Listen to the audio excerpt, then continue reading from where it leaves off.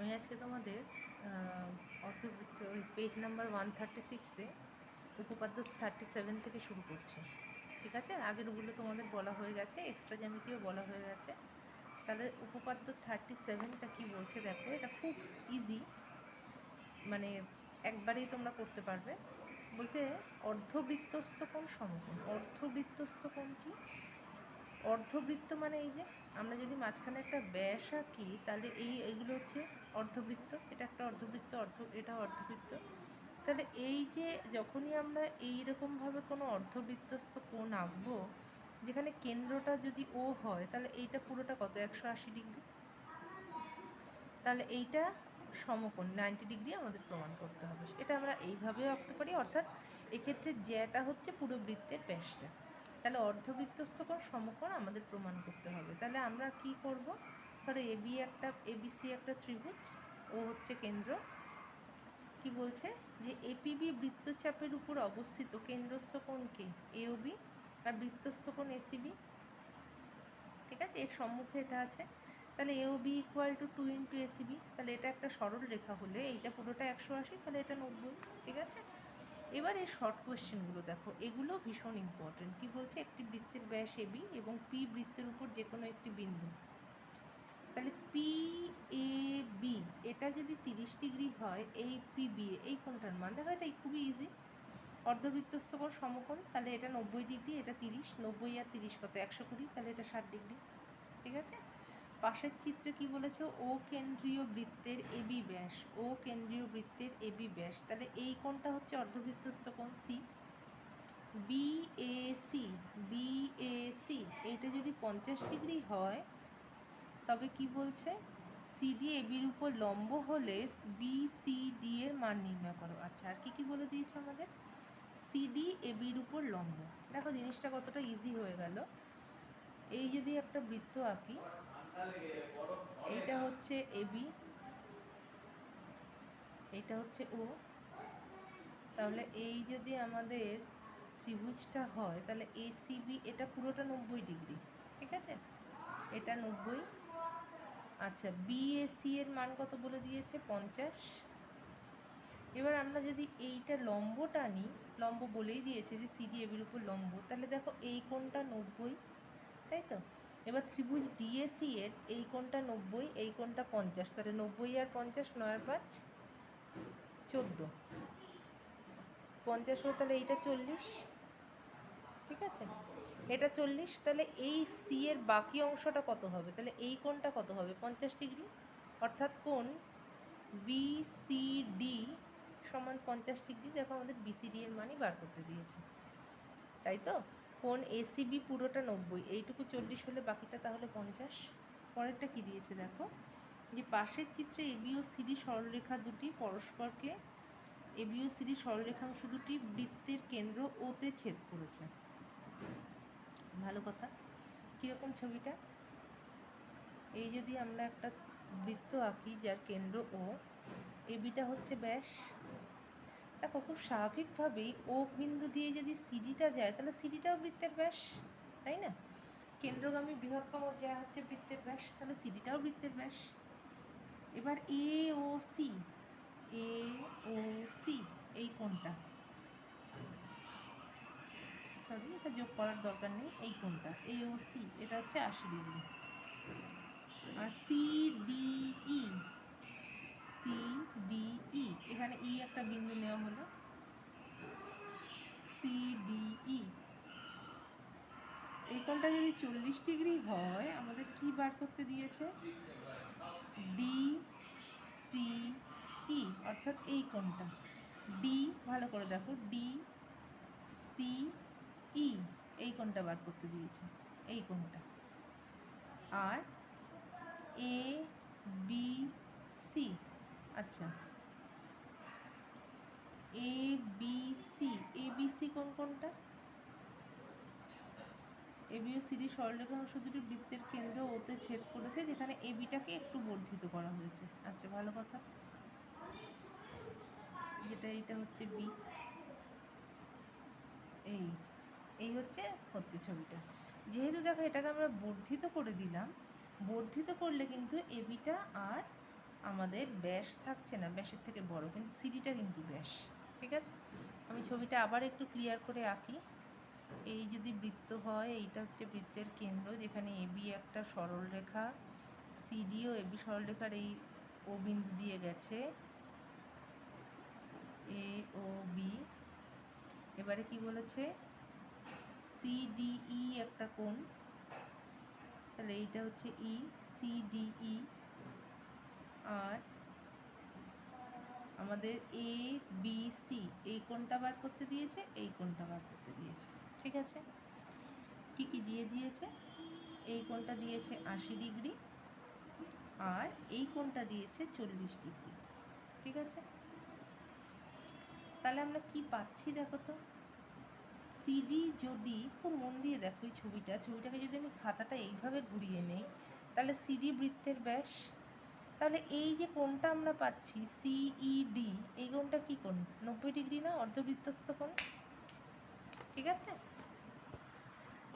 আচ্ছা দেখো তাহলে এই যে ত্রিভুজটা পাচ্ছি সিইডি, তার এই কোণটা 90, এই কোণটা 40, তাহলে 90 আর 40, 9 আর 4 13, তাহলে এইটা 90, এটা 40, তাহলে এই কোণটা কত হলো, 50 ডিগ্রি। আশা করি বুঝতে পারলে। ঠিক আছে, তাহলে এই কোণটা 50 ডিগ্রি হলো। তাহলে দেখো এই যে আমরা একটা ত্রিভুজ পাচ্ছি, ত্রিভুজ বি, ত্রিভুজ বিওসি এর, ত্রিভুজ বিওসি এর ক্ষেত্রে আমরা কি পাচ্ছি, এটা বহিস্থ কোণ, তাই তো, 80 ডিগ্রিটা বহিস্থ কোণ, যার মান অন্তস্থ বিপরীত কোণদ্বয়ের সমষ্টির সমান। ঠিক আছে, তাহলে বিওসি এর ক্ষেত্রে তাহলে কোণ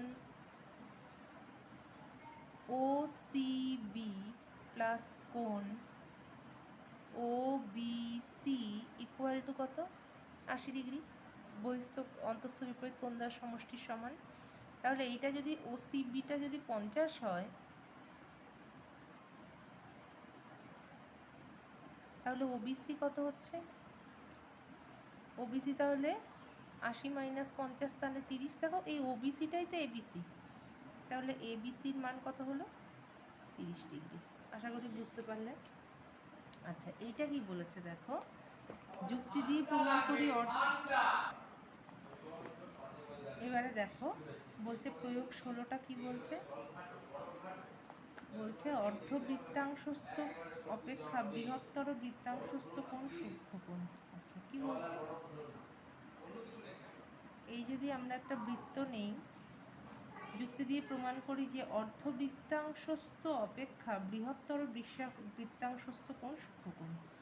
আচ্ছা তাহলে আমরা কি করলাম, ও এই যে এই ছবিটা দেখো, ও কেন্দ্রীয় একটা বৃত্ত নেওয়া হলো, এই বৃত্তের এই বৃত্তাংশস্থ ACB অর্ধবৃত্তাংশস্থ কোণ অপেক্ষা বৃহত্তর, এটা দেওয়া আছে, আমাদের দেখাতে হবে কোণ ACBটা সূক্ষ্ম কোণ। ঠিক আছে, তাহলে ACB অর্ধবৃত্তাংশস্থ অপেক্ষা বৃহত্তর বৃত্তাংশস্থ, যেহেতু ACB বৃত্তাংশ অর্ধবৃত্তাংশস্থ অপেক্ষা বৃহত্তর বৃত্তাংশস্থ, তাহলে ADB একটি উপচাপ, এটা একটা উপচাপ। যখন আমরা অর্ধবৃত্তাংশস্থ কোণ নিচ্ছিলাম দেখো এত বড় চাপটা নিচ্ছিলাম, পুরো AB পর্যন্ত কেন্দ্র দিয়ে যাচ্ছিলাম, কিন্তু এখানে আমরা এইটা নিচ্ছি। তাহলে ADB উপচাপের উপর গঠিত কেন্দ্রস্থ কোণ AOB দুই সমকোণ অপেক্ষা ক্ষুদ্রতর, দেখেই বুঝতে পারছি যে এটা দুই সমকোণ অপেক্ষা ক্ষুদ্রতর। আবার ADB উপচাপের উপর গঠিত পরিধিস্থ কোণ ACB কেন্দ্রস্থ কোণ পরিধিস্থ কোণের দ্বিগুণ। তাহলে কেন্দ্রস্থ কোণ যদি আমাদের দুই সমকোণের থেকে কম হয়, তাকে যখন আমরা হাফ করব, তা অবশ্যই কি হবে, 90 ডিগ্রির থেকে কম হবে। দেখো তাই বলেছে যে ADB উপচাপের দ্বারা গঠিত পরিধিস্থ কোণ ACB AOB যদি 180 থেকে ছোট হয়, তাহলে ACB 180 90 থেকে কম হবে, তাহলে অবশ্যই ACB একটা সূক্ষ্ম কোণ হবে। ঠিক আছে, আচ্ছা দেখো এর পরেরটা যেটা দিয়েছে 18 নম্বরটা কি বলছে, যে যে কোনো সমকোণী ত্রিভুজে, তোমরা এখনো তোমাদের পড়ানো হয়নি, তাহলে বুঝতে পারতে আরও ইজিলি, যে আমরা যখন কোনো পরিবৃত্ত আঁকি, পরিবৃত্ত মানে ত্রিভুজের ভেতরে যদি কোনো একটা ত্রিভুজ, বৃত্তের ভেতরে যদি কোনো একটা ত্রিভুজ থাকে, তো সেক্ষেত্রে আমাদের সবসময় সমকোণী ত্রিভুজের ক্ষেত্রে কি হয়, অতিভুজের মধ্যবিন্দুটাকে আমরা করি বৃত্তের কেন্দ্র, পরিবৃত্তের কেন্দ্র। তাহলে এখানেও আমাদের সেটাই প্রমাণ করতে দিচ্ছে যে কোনো সমকোণী ত্রিভুজের অতিভুজের মধ্যবিন্দু ত্রিভুজের 3টি শীর্ষবিন্দু থেকে সমদূরবর্তী। খুব স্বাভাবিক কথা। আমাদের যদি পরিবৃত্ত আঁকতে হয়, পরিবৃত্তটা যখন আমরা আঁকবো সেটা যদি এরকম না হয়, 3টে শীর্ষবিন্দুকে যদি টাচ না করে, তার মানে কিন্তু আমাদের পরিবৃত্তটা হলো না। তাহলে এই যে ও বিন্দু দিয়ে যদি আঁকি, তাহলে ও, ধরো এটার নাম ও এ, এটা হচ্ছে ও বি যদি হয়, আর এই ও সির ডিস্টেন্সটা যদি এ আর বি এর সমান না হয়, তাহলে কি আমরা এই বৃত্তটা আঁকতে পারবো? আমরা কিন্তু কখনোই পারবো না। দেখো আমাদের এটাই প্রমাণ করতে দিয়েছে যে O A equal to O B equal to O C. ঠিক আছে, যেখানে এসিবি এই সি কোণটা হচ্ছে 90 ডিগ্রি। এবারে দেখো আমরা কি করলাম, যে ওবি ব্যাসার্ধের দৈর্ঘ্য নিয়ে এবি বা ওবি ব্যাসার্ধের দৈর্ঘ্য নিয়ে বৃত্তটা আঁকলাম। খুব স্বাভাবিকভাবে এটা এ বিন্দু দিয়ে যাবে, যেহেতু ওটা এ আর বি এর মধ্যবিন্দু। দেখাতে হবে সি বিন্দু দিয়ে যাচ্ছে কিনা, এটা আমাদের দেখাতে হবে। আচ্ছা, এবার একটা কথা, যেটা আমাদের পরীক্ষায় কিন্তু বৃত্তটা আঁকার কোনো দরকার নেই, শুধু যেরকমভাবে বইতে আছে ওরকম প্রমাণ করলেই হবে। এবারে আমরা কি করলাম, যে আমরা ধরলাম যে এই যদি সি বিন্দুগামী না হয়ে একটা নতুন একটা বিন্দু নিলাম সি ড্যাশ, তাহলে বৃত্তটা সেই বিন্দুগামী হলো। ঠিক আছে, এসিকে বা বর্ধিত এসিকে সি ড্যাশ বিন্দুতে ছেদ করে, যা বি আর সি ড্যাশ আমরা যুক্ত করি। তাহলে এই যে আমরা জানি এটা কি অর্ধবৃত্তস্থ কোণ এসিবিটা, তাহলে আমরা যেহেতু ধরে নিচ্ছি যে এটাকে ছেদ করছে আর এটা অলরেডি সমকোণী ত্রিভুজ বলে দিয়েছে, তাহলে আমরা ধরছি এ সি ড্যাশ বি এটা 90 ডিগ্রি। আমরা তো সেরকমই ধরছি যে এটাতেও স্পর্শ করছে, তার মানে এটা সমকোণী ত্রিভুজ, তাহলে এই কোণটা সি এটা 90 ডিগ্রি। তাহলে দেখো এই যে আমরা সিটাকে 90 ডিগ্রি ধরেছি, তাহলে এসিবি 90 ডিগ্রি একবার বলেছি, আবার সিটাকে 90 ডিগ্রি ধরেছি, তার মানে এই এসিবি আর এ সি ড্যাশ বি এরা দুজন সমান। কিন্তু এটা কি কখনো হতে পারে? কারণ হচ্ছে কোনো ত্রিভুজের বহিস্থ কোণের মান অন্তস্থ বিপরীত কোণদ্বয়ের, এই যে বহিস্থ কোণের মান অন্তস্থ বিপরীত কোণদ্বয়ের কোণের সমান হতে পারে না, তাই তো? কারণ কোনো ত্রিভুজের বহিস্থ কোণ একটি অন্তস্থ কোণের সমান কি হয়ে যাবে? দুটো অন্তস্থ কোণের সমষ্টির সমান হয়। তাহলে এখানে একটার মান 90, এটার মান 90, তাহলে এটা হতে পারে না, সেই জন্য এটা অসম্ভব। তাই সি ড্যাশ বিন্দু বলে কোনো বিন্দু হবে না, সি বিন্দুই হবে, তাহলে ও এ ও বি ও সি সমান। ঠিক আছে, এবারে যেটা 20 নম্বরটা বলেছে দেখো। আচ্ছা, 20 নম্বরটা আমি বলে দিচ্ছি, কিন্তু এটা পরীক্ষায় কিন্তু কম আসে। ঠিক আছে, 20 নম্বরটা কি বলছে দেখো। 20 নম্বরটা বলছে যে একটি বিষমবাহু ত্রিভুজের বৃহত্তম বাহু অপেক্ষা ক্ষুদ্রতর দুটি বাহুকে ব্যাস করে অঙ্কিত বৃত্ত দুটির ছেদবিন্দু তৃতীয় বাহুর উপর অবস্থিত। কি মানে?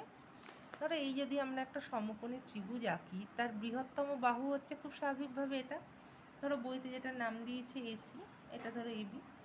বলছে এই যে বৃহত্তম বাহু সমকোণী ত্রিভুজ একটি বিষমবাহু ত্রিভুজের বৃহত্তম বাহু অপেক্ষা ক্ষুদ্রতর দুটি বাহুকে ব্যাস করে, অর্থাৎ এবার এই বিসিকে ব্যাস করে যদি আমরা একটা বৃত্ত আঁকি, আর এবিকে ব্যাস করে যদি আমরা একটা বৃত্ত আঁকি, তা অবশ্যই এই তৃতীয় বাহুর উপর অবস্থিত হবে। তাহলে আমরা কি করলাম, যে এবিসির বৃহত্তম বাহু এসি, এবিকে ব্যাস করে একটা বৃত্ত যদি অঙ্কন করে ধরলাম যে সেটা ডি বিন্দু দিয়ে যাচ্ছে। এবার আমরা বিসিকে ব্যাস করে একটা বৃত্ত আঁকলাম, তাহলে জিনিসটা ধরো এরকম হলো। আবার ধরো এবিকে ব্যাস করে একটা, ঠিক একইভাবে এবিকে যদি ব্যাস করে আমরা একটা বৃত্ত আঁকি, তাহলে দেখো বৃত্তটা এরকম হবে।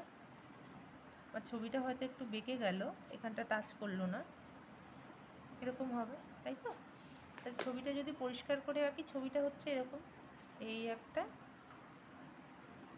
এই একটা, এই এই এই এরকম হবে ছবিটা। ঠিক আছে, তাহলে আমরা কি করব, আমরা ধরে নিচ্ছি যে এই বিডিটাকে আমরা প্রথমে যোগ করলাম। এবার দেখো আমরা যদি এই ত্রিভুজটা নেই, বিসিকে যখন ব্যাস করলাম, তাহলে এই যে বিডিসি এই কোণটা তাহলে কি হবে? অর্ধবৃত্তস্থ কোণ 90 ডিগ্রি। ঠিক একইভাবে এবিকে যখন ব্যাস করলাম, তাহলে এডিবি এটাও অর্ধবৃত্তস্থ কোণ 90 ডিগ্রি। তাহলে আমরা বলতে পারছি যে এই দুটি সমকোণী ত্রিভুজের ক্ষেত্রে আমরা যখন বিসিকে ব্যাস করছি সে অবশ্য ডি বিন্দু দিয়ে যাচ্ছে, আর এবিকে ব্যাস করছি সেও ডি বিন্দু দিয়ে যাচ্ছে, তাহলে অবশ্যই বিন্দুটা ডি বিন্দু দিয়ে যাবে। ঠিক আছে? আর একটা আছে তোমাদের, এরপর হচ্ছে তোমাদের শর্ট কোশ্চেন শুরু করবো। এটা খুব ইজি, এই জন্য আমি আর আঁকলাম না। বলছে এবিসি এবং এডিসি সমকোণী ত্রিভুজটির সাধারণ অতিভুজ এসি প্রমাণ করো সিএডি ইকুয়াল টু সিবিডি, অর্থাৎ এই কোণটা ইকুয়াল টু এই কোণটা, এটা আমাদের প্রমাণ করতে দিয়েছে। এটা দেখো খুবই ইজি। আচ্ছা, সাধারণ অতিভুজ হচ্ছে এসি, ভালো কথা, প্রমাণ করতে পারছে। এবিসি এটা যদি এসি হয় তাহলে এ বি সি এটা 90 ডিগ্রি, অতিভুজের বিপরীত কোণটাই যে সমকোণ হয়। এবার এসিকে ব্যাস করে বৃত্ত অঙ্কন করলে বি বিন্দুগামী হবে, খুব স্বাভাবিক। অনুরূপে আবার আমরা এসিকে ব্যাস করে যদি আঁকি সাধারণ অতিভুজ, তাহলে এটাও 90 ডিগ্রি। তাহলে সিএডি এবং সিবিডি কোণ দুটি কি হচ্ছে?